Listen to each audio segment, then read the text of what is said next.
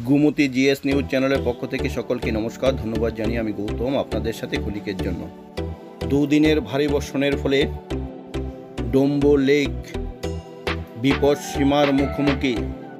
আরও এইভাবে দু একদিন ভারী বর্ষণ হলে পরে ডোম্বুর বাঁধের বিপদ সীমার উপর দিয়ে জল বইতে থাকবে। এদিকে গোমতী নদীর জল বিপদ সীমার উপর দিয়ে বইতে শুরু করেছে।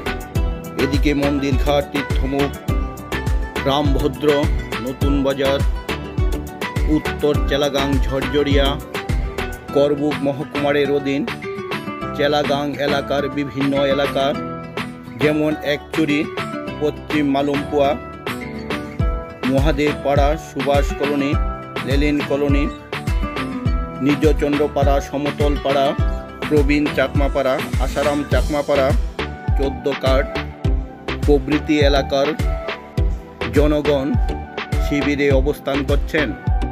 এদিকে চেলাগাংয়ের প্রবীণ নাগরিক কান্তিলাল দাস বলেন, নিউজ পড়া পর্যন্ত করবুক মহকুমা শাসক ওনার প্রাকৃতিক দুর্যোগ টিম সহ এখন পর্যন্ত এলাকাগুলি ভিজিট করেনি। এদিকে অমরপুর মহকুমারেরও গোমতী নদীর তীরে অবস্থিত বিভিন্ন এলাকাগুলি ক্ষতিগ্রস্ত হচ্ছে। এদিকে গোমতী নদীর জল দুপার পরিপূর্ণ হয়ে বিভিন্ন ছড়া উপছড়াগুলি দিয়ে প্রবাহিত হওয়ার ফলে মৎস্যজীবী, কৃষক, নদী ও বিভিন্ন ছড়া উপচড়ার পাশে অবস্থিত বাড়িগুলি ক্ষতিগ্রস্ত হচ্ছে। তবে অনেকটা দীর্ঘশ্বাস বলা যেতে পারে।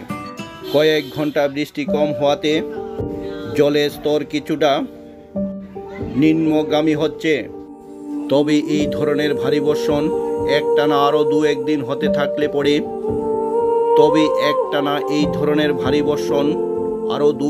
হলে পরে গোমতী জেলা শাসকের নেতৃত্বে ডোম্বুর তীর্থমুখ বাঁধ সহ বিভিন্ন এলাকা পরিদর্শন করা খুবই প্রয়োজন।